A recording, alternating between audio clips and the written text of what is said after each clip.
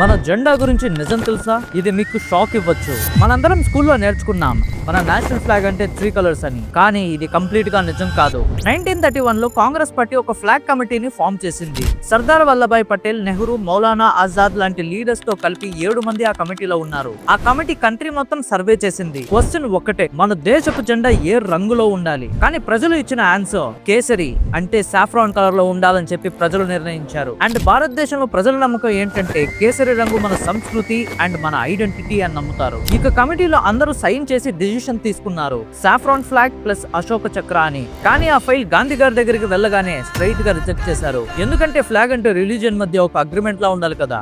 అందుకే మన దేశపు జెండా 3 కలర్ అయింది. ఇది పాలిటిక్స్ కాదు, ఇది మన హిస్టరీ, మన ఐడెంటిటీ తెలుసుకోవాలి, మన రూట్స్ మర్చిపోకూడదు. రిపబ్లిక్ డే రోజు ఈ నిజాన్ని గుర్తుపెట్టుకుందాం. If you love India, if you respect our culture, share this video and comment Jai Hind.